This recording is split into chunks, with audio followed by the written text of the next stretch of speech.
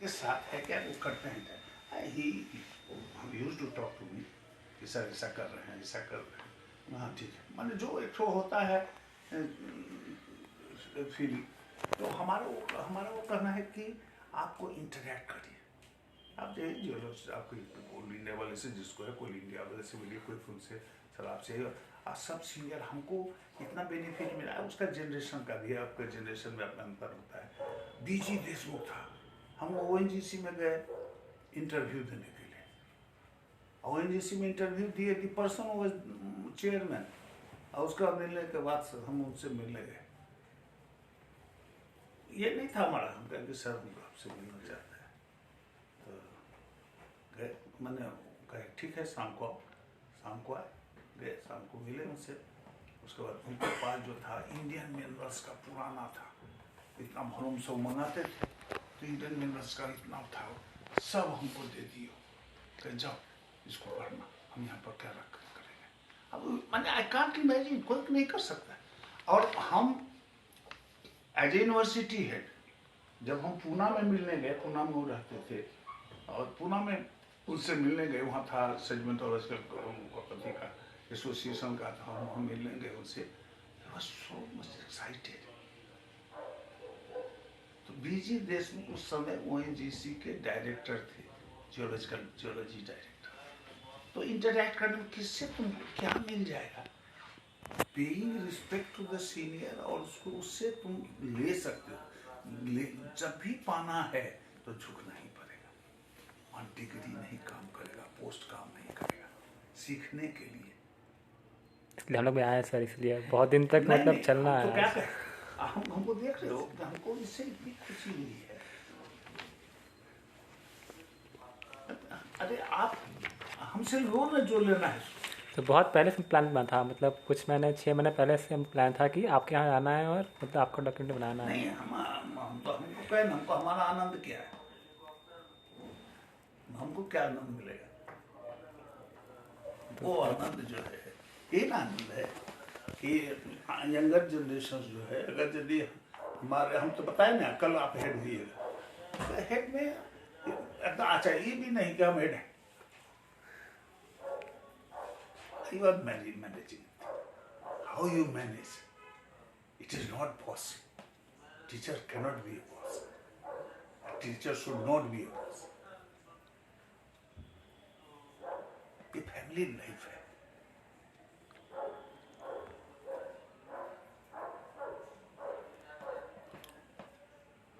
कैसे मतलब इंटरेस्ट है जियोलॉजी में? स्टार्टिंग मतलब स्टार्टिंग हाँ, वेरी नाइस। ये हम सोच रहे थे जब हमको कोई पूछेगा तो हम बहुत अच्छा। हम पटना यूनिवर्सिटी में ग्रेजुएशन में एडमिशन लिए साइंस कॉलेज में। वहाँ पर बॉटनी ऑनर्स हम अपना भरे। मेरा सब्जेक्ट था बॉटनी, मैंने बायोलॉजी साइड से आए थे। बायोलॉजी साइड से आए थे, एकाएक सेकंड 5-year प्लान में जवाहरलाल नेहरू ने कहा कि 3000 geologist will be needed in 5-year plan. Doctor S.C. Chatterjee, वो इंडियन स्कूल ऑफ माइंस में चूंकि जियोलॉजी सब्जेक्ट रहता है, तो वहाँ जाते थे मॉडरेशन करने के लिए। बिहार यूनिवर्सिटी में उस समय हो गई थी। तो हमारे भैया थे प्रोफेसर कॉमर्स कॉलेज में, कॉमर्स के पटना में, तो उनको ही वॉज टैबलेटर, है ना, टैबलेटर थे वो इंजीनियरिंग सेक्शन के और माइनिंग सेक्शन के। तो इंजीनियरिंग सेक्शन में साल परीक्षा होता था, तो उसका टैबलेटर जो है लोकल आदमी बिहार यूनिवर्सिटी का रखता था अपना। हमारे ब्रदर थे, तो डॉक्टर S.C. चटर्जी से उनकी मुलाकात हुई, और मुलाकात हुई तो ऐसे डॉक्टर S.C. चटर्जी ने उनको पूछा कि कैसा है आपका फैमिली के बारे में। तो उन्होंने कहा कि मेरा छोटा भाई है साइंस कॉलेज। अरे tell him to join geology. अब देखो, tell him to join geology. भैया आपको आके बोले तो बोटे में छोड़ो जियोलॉजी। अब जियोलॉजी में सोचो, botany geology and geology, PMG, ये दो ठो जो था सो पास कोर्स था, ऑनर्स उसमें नहीं मिलने वाला है। तो होता है ना जो इस सब कम्बिनेशन में ऑनर्स है लेना है, तो दो जो वहाँ पर 4 कम्बिनेशन था, PCM, पीसीएम वाले को मिलता था, केमिस्ट्री में भी आप ले सकते हैं ऑनर्स, फिजिक्स में भी ले सकते हैं, मैथमेटिक्स में भी ले सकते हैं। दूसरा कॉम्बिनेशन था पीसीजी, फिजिक्स केमिस्ट्री जियोलॉजी। उस कॉम्बिनेशन साइंस कॉलेज में ग्रेजुएशन की बात करते हैं, उसमें आप जियोलॉजी में ऑनर्स कर सकते हैं पीसीजी करने वाले का। एक था पीएमजी, उसमें आप ऑनर्स नहीं ले सकते, आप मैथमेटिक्स में कर सकते हैं या नहीं तो जियोलॉजी में कीजिए। उसके बाद था एक सीबीजेड, केमिस्ट्री बॉटनी जूलॉजी। तो केमिस्ट्री बॉटनी जूलॉजी वाले जो थे सो बॉटनी में या जूलॉजी में ऑनर्स ले सकते थे।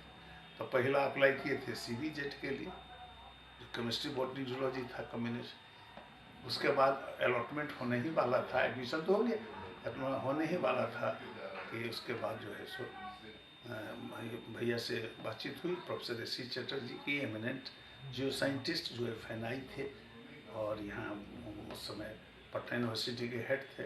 उन्होंने कहा, भैया ने हमको कहा, और निकला अखबार में 3000 geologist will be needed in second 5 year plan. तो सीधे था, तो जियोलॉजी ज्वाइन किए। तो मेरा पास कोर्स था, पास कोर्स से पास किए। उसके बाद चूँकि ऑनर्स में कम ही लोग थे, 16 स्टूडेंट था, तो ऑनर्स में 4-5 लड़के रहते थे। तो हम लोग का हमारा एडमिशन भी MSc में हो गया। MSc में जैसे ही डॉक्टर चटर्जी ने कहा सेडिमेंटोलॉजी, तो हमने सेडिमेंटोलॉजी स्पेशल पेपर लिया। उसी के बाद सेडिमेंटोलॉजी हमारे अभी तक सब चीज़ सामने है, माई कंट्रीब्यूशन टू द सेडिमेंटोलॉजी।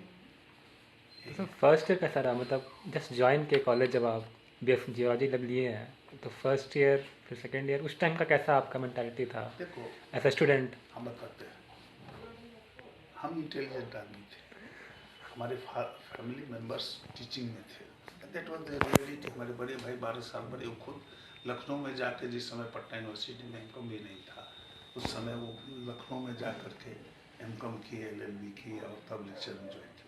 तो टीचिंग जो है सो एक था लोगों में। हम तो जानते थे कि हमको जियोलॉजिस्ट होना है, टीचिंग तो हमारा कोई ये नहीं था। लेकिन जब साइंस कॉलेज में थे उस समय एक ये था, साप्ताहिक निकलता था बॉम्बे से, ब्लीच, जिसमें था फ्री फ्रैंक फेयरलेस। उसका मोटो था फ्री फ्रैंक फेयरलेस। तो ये फ्री फ्रैंक फेयरलेस ये हमको टीचिंग के लिए attract. After getting the MSc, job was not the problem, है ना। तो ट्रेनिंग जो हमारी मिल गई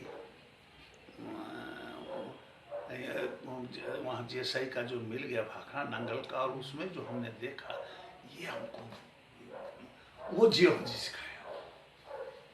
किताब में पढ़ना जियोलॉजी अलग चीज़ है, तो उस समय जियोलॉजी हमको भाखड़ा नांगल का ट्रेनिंग, GSI का ट्रेनिंग बताया। चूँकि उस एक समय में वहाँ था क्या, भाखड़ा नांगल में आप चीफ जियोलॉजिस्ट मिस्टर FA निकल है और वहीं पर चीफ इंजीनियर है, आप रिकॉग्नाइज नहीं कर सकते हैं कि कौन है। सब आदमी वेल ड्रेस्ड, इतना तक जो है सो मट्टी उट्टी नहीं लगे, इतना तक रबड़ का पहने हुए, हाफ पैंट पहने हुए, रबड़ का जूता पहने हुए, फील्ड वर्कर के ऐसा जो होता है ना।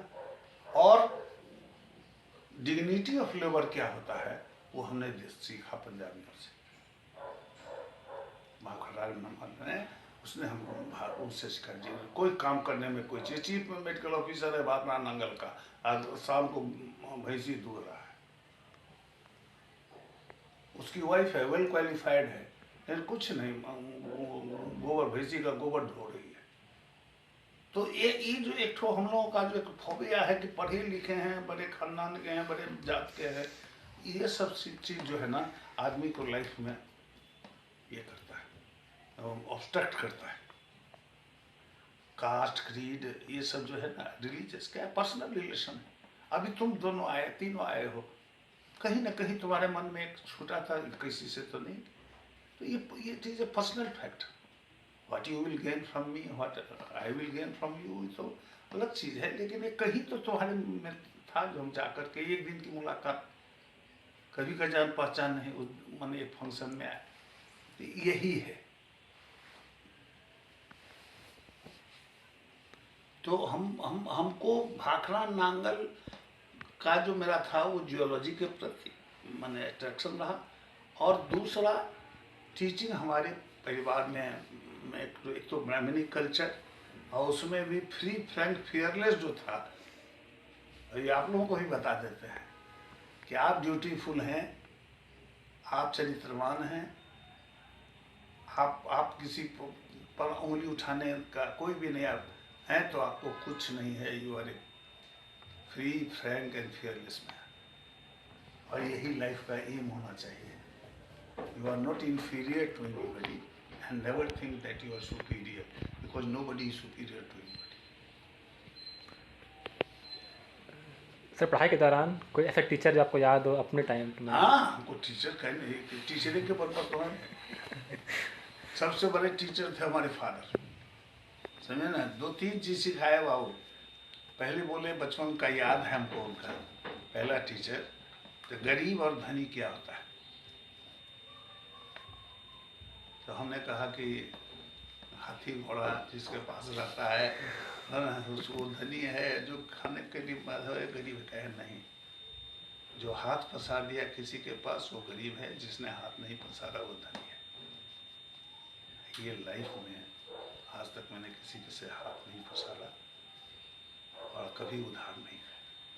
सर्विस करने हम चले तो हमारे फादर ने कहा कि जा रहे हैं नौकरी करने के लिए। वह हिमसेल्फ एजुकेटेड मैन, मैंने अच्छे पोस्ट पर थे राजदुर्गा जमींदारी में।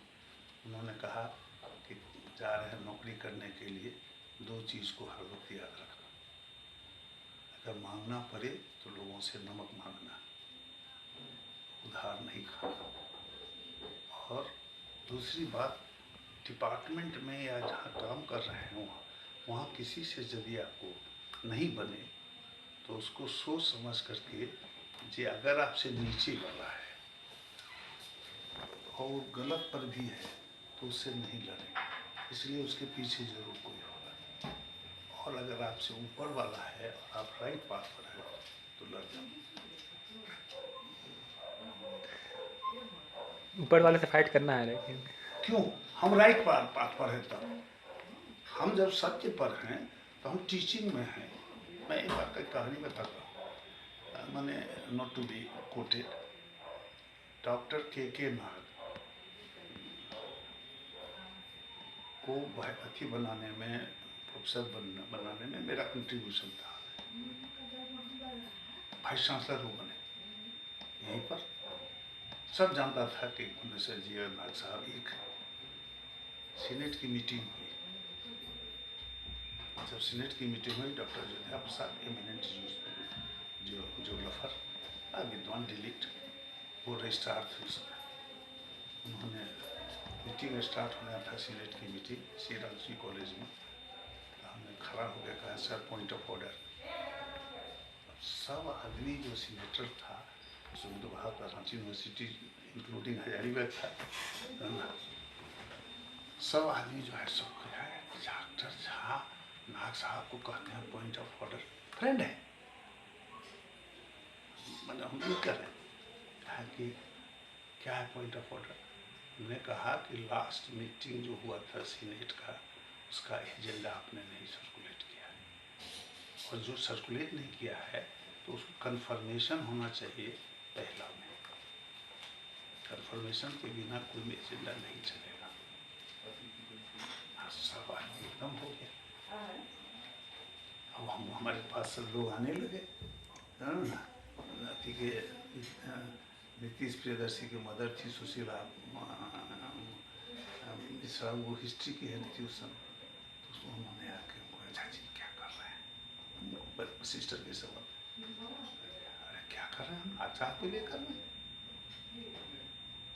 नाग साहब हम ये बोले, नाग साहब के लिए कर रहे हैं।